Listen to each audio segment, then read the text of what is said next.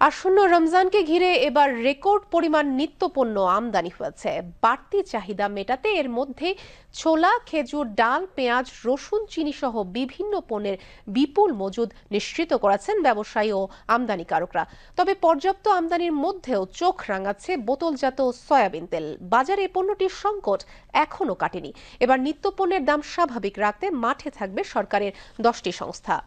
বাজার বিশ্লেষকরা বলছেন, প্রশাসন থেকে উদ্যোগ নিলেও অসাধু সিন্ডিকেট ভাঙতে না পারলে এবারের রোজাতেও অস্থির হয়ে উঠতে পারে নিত্যপণ্যের বাজার। রিপোর্ট দিনার সুলতানার।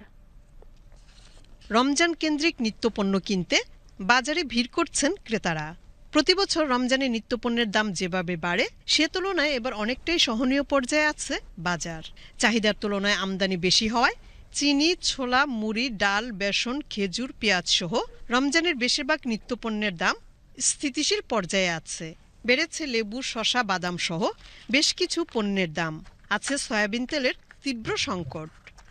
আদার দামও কম আছে, রসুনের দামও কম আছে, পেঁয়াজের দামও কম আছে, খালি তেলটাই সমস্যা। একজন ডিলার আছে, ডিলারের বললে ভাই তেল দেন, কম গেছে তেল নাই। পরিচিত কাস্টমারকে দিতে হয়, তখন কারণ বাজার থেকে কিনে আনি, ওই যে 350 টাকা নিয়ে 350 টাকা বিক্রি করতে হয়। দেখা যাচ্ছে যদি আমার বৃষ্টি যদি লেবু হয় তখন এমনি দাম কমে যাবে অলরেডি। প্রথম রোজ আমরা যদি গভর্নমেন্ট আমাকে রেট দেয়, তো রেট হিসাবে আমাকে বেশ বিক্রি করতে হবে। গভর্নমেন্টের বাইরে তো আমরা চলে যেতে পারবো না। এখন আমরা আগের দামে 750 টাকা বিক্রি করতেছি। খাসি বিক্রি দিতেছে 1200 টাকা, ছাগল বিক্রি দিতেছে 1100। কমবো, বাড়বো না। কাজু বাদাম দাম বেশি বাড়ছে, কাঠবাদাম দাম বাড়ছে বেশি, আর এলাচির দাম সবচেয়ে বেশি হাই। যে এলাচি আপনার আসছিল 2800 টাকা, 2600 টাকা, সেটা হচ্ছে এখন বর্তমানে হোলসেল মার্কেটে 5200 টাকা। 4 মাসের লেগে বাড়েনি, বাড়ছে 1 মাস আগের থেকে। 1 মাস আগের থেকে সব মাস মনে করেন বাড়ছে। এলাচির দাম বেশি, আর আপনার ভুসির দাম একটু কমছে, আর কিশমিশের দাম একটু বাড়ছে। কাজু বাদাম, কাঠবাদাম একটু আকাশ ছোঁয়া, মানুষের পাবলিকে কেনে না। খেজুরও দাম বেশি, আগেই দাম বাড়াইছে, 1 মাস আগের থেকেই বাড়াইছে। তেলের দামও বাড়ছে, চিনির দামও বেশি, তারপরে সবই দাম দেখাই কম বেশি। চালের দামও বাড়ছে, সবই দাম দেখতেছি দাম বেশি বেশি। সব কিছুর দামই বাড়ছে। সোয়াবিন তেলগুলা, তীরের তেলগুলা ড্রামে ডালতাছে কেন? এত দুর্নীতি কেন? রমজানে যাতে নিত্যপণ্যে অস্থিরতা সৃষ্টি না হয় সেজন্য নানামুখী উদ্যোগ নেওয়া হচ্ছে। সাধারণ মানুষের কথা মাথায় রেখে টিসিবির মাধ্যমে সরবরাহ করা হচ্ছে এসব পণ্য। এই জায়গায় বাজারে চেয়ে খুবই দাম কম। বাজারে তো 5 লিটার আর 8 লিটার ছাড়া তেল পাওয়া যাচ্ছে না, 2 লিটার তো তেল নাই। তেলের দাম 220 টাকা কেজি, এই কারণে আইতাছে। তেল পাওয়া যাইতাছে না, তেলগুলো আটকায় তার রাইখে আনে, তাহলে তেলের দাম বাড়াইতাছে।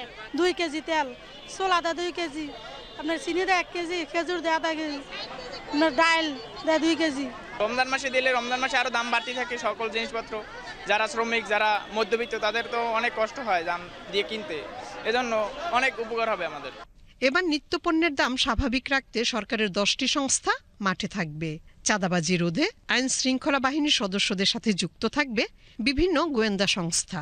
বাড়ানো হচ্ছে বাজার মনিটরিং। সামনে যেহেতু রমজান, এবং সেই ক্ষেত্রে আমাদের বাজার মনিটরিংটা আরও জোরদার করা হয়েছে, এবং সামনে আরও বেশি মাত্রায় আমাদের বাজার মনিটরিং করা হবে।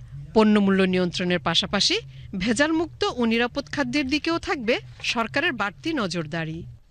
রমজানে যেমন দ্রব্যমূল্য বৃদ্ধি পায়, নকল এবং ভেজাল পণ্যের একটা সরবরাহ বেড়ে যায়।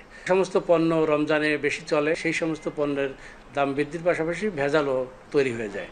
এবং আমরা এটা নকল রোধের ব্যাপারে, ভেজাল রোধের ব্যাপারে সারা বছর যেমন আমাদের সার্ভিলেন্স টিম এবং মোবাইল টিম কাজ করে, এবছরও আমরা পয়লা রমজান থেকেই আমাদের চলবে, সার্ভিলেন্স টিম গতিশীলতা চলবে, এবং আমাদের 3টা মোবাইল টিম প্রতিদিন কাজ করবে অন্যান্য প্রতিষ্ঠানের পাশাপাশি। দিনার সুলতানা, বিটিভি নিউজ।